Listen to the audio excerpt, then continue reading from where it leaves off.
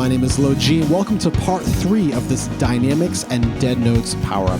If you enjoyed this type of instructional material, feel free to check out my Patreon at the link below. And now let's get on to the lesson.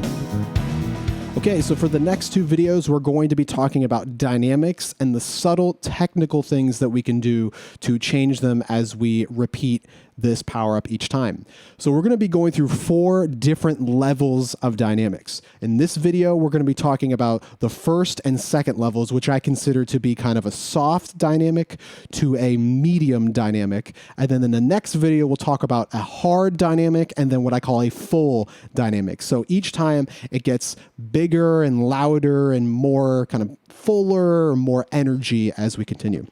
So the first thing that I want to talk about, and this is kind of the dead note section of this power-up, is we're going to be playing soft here. We're going to be playing soft, but we don't want it to sound, we don't want it to lose energy, right? This track is an energetic track, but it's soft at the same time. And the way that we do that is to maintain that 16th note subdivision. So for instance, if I just strum a chord like this, if I just go like this,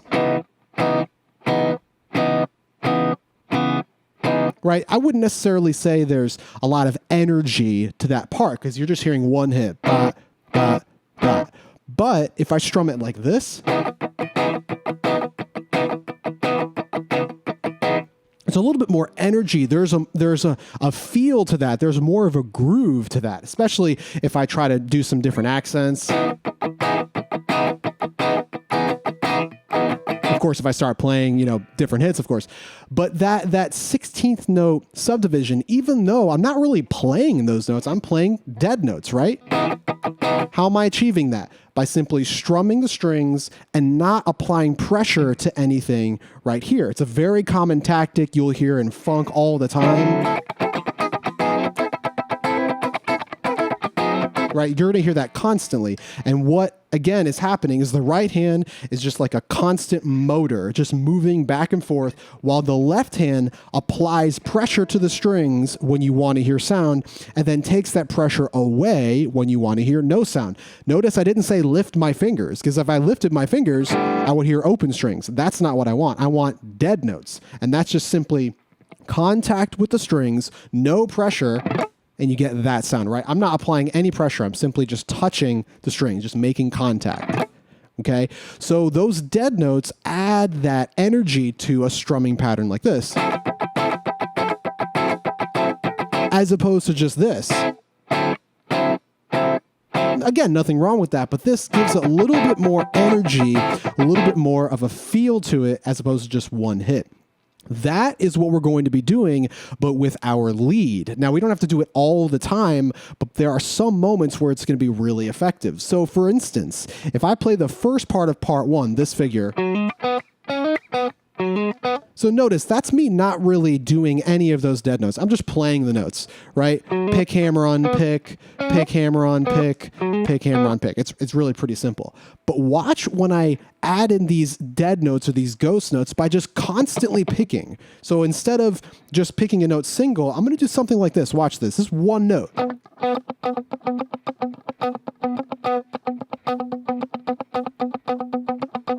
Right? It's the same idea with the strumming. If I just go like this, it's fine. But if I add in all of those other 16th notes as dead notes, it just gives a little bit more energy, because you're constantly hearing that reinforcement of the feel, those 16th notes. So watch as I play part 1. This is, again, no dead notes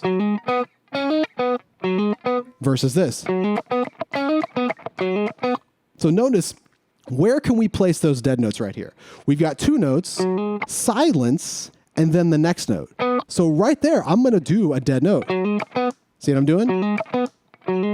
So I'm going downstroke, hammer on, and then for the next silence, I'm doing a downstroke on the G string and then catching the next note with that following upstroke. Let's do it better. There we go.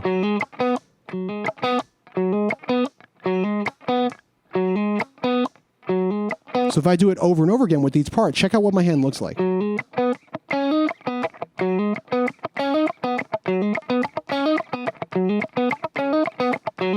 after we finish that first group, I've got 2 instances of dead notes because I'm just filling in the silence with dead notes.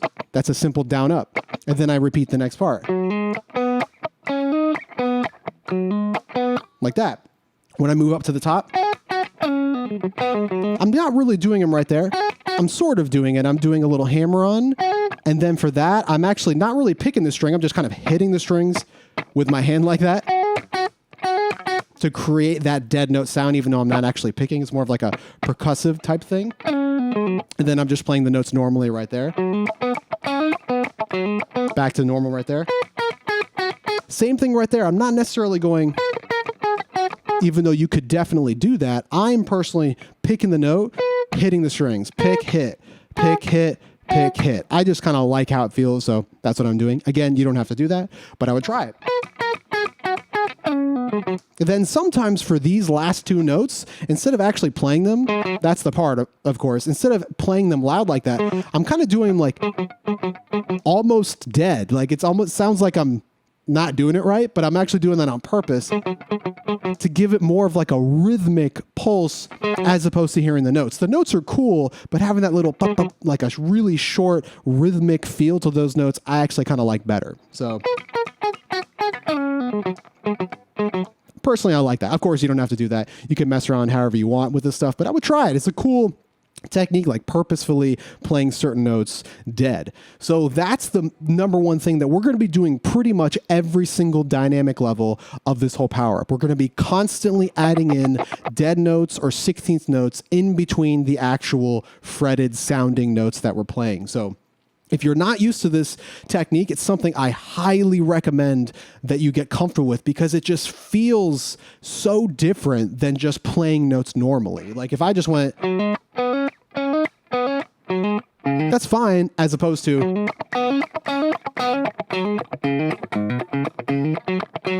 it just adds this like really cool, especially if you're sneaking like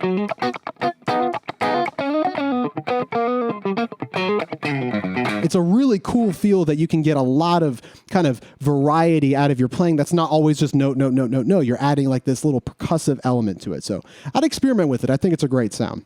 Well, I'm going to force you to experiment with its power up because that's the whole point of this exercise. So that's the first thing, number one, that's going to be happening all the time. So now let's talk about the levels of dynamics that we're going to do for this particular video. And it's really simple.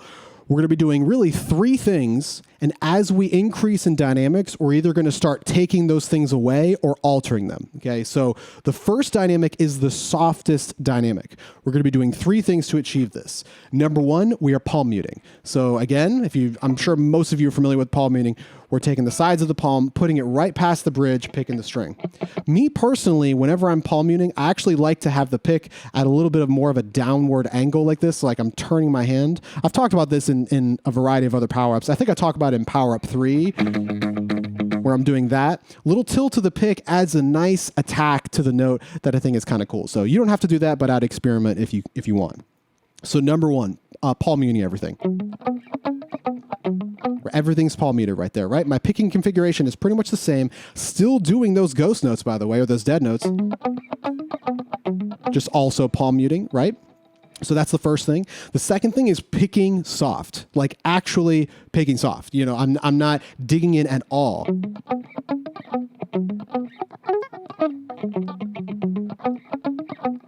Some of those notes are barely coming out, and that's actually kind of cool. I personally like that. It gives other notes, like if I accidentally play so soft that the note doesn't even come out, I don't think that that's a mistake or a bad thing. I think it just adds an extra layer of, accent or energy to other notes that I'm actually playing. So I personally kind of like it.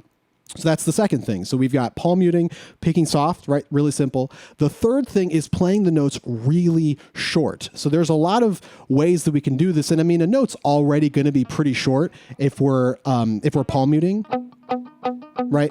The note's already going to be pretty short, but I'm making it extra short 2 different ways. So sometimes I will pick the note like this. There I am. And of course, when I pick the note, you hear it, and then I'll release pressure with my fretted hand, which kills the note, but I'll also sometimes have my other fingers hanging out. Here they are in the air, letting the note ring out. Like I'll just play it normally. And then if I don't want the note, you just simply touch the strings. And then on top of that, sometimes I'll do the same thing with the picking hand. Here's the note ringing, and I'll mute it by just setting my pick or my pick on the string that I'm about to play. And that mutes. And sometimes it's kind of cool, depending on the kind of pick you're using. You get like a little trick at the end of it. Right? It's extra little, again, little sounds, little extra percussion. That's kind of cool. At least I think so. So those three things are happening for the first level of dynamic. Super low, right? Super soft.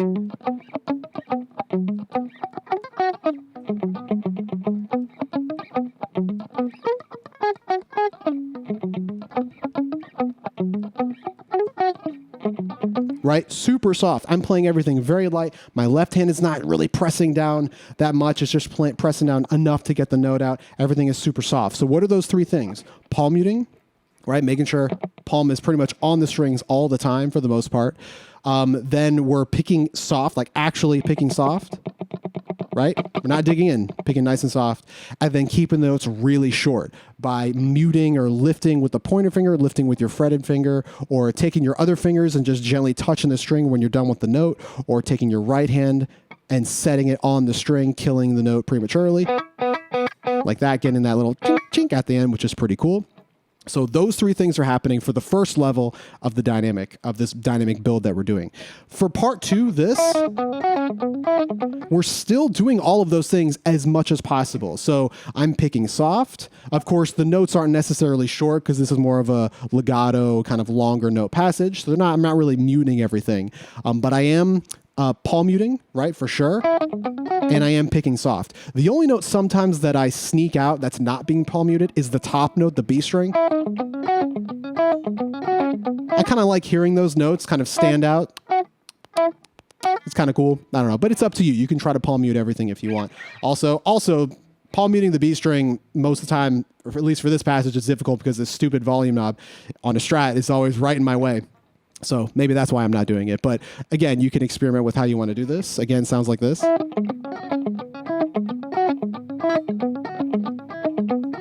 You see how soft I'm doing that? And also some of the notes like aren't even coming out because I'm doing it so soft. Again, I kind of like that. It changes the shape of the line. So I don't necessarily think that that's a bad thing if that happens to you. So that's the first level of dynamic. The second level of dynamic, which is what I would call a medium level, is exactly the same. The only thing that we're doing differently is we're not picking soft anymore. We're now picking hard. So instead of doing this, we're doing this. Right? Digging in a little bit more. So if I play that first little bit, right? Everything is still really short. I'm still palm muting, exactly the same, but you hear a little bit more punch with that note. So here's the lowest level, the soft level. Here's the second level, just picking harder.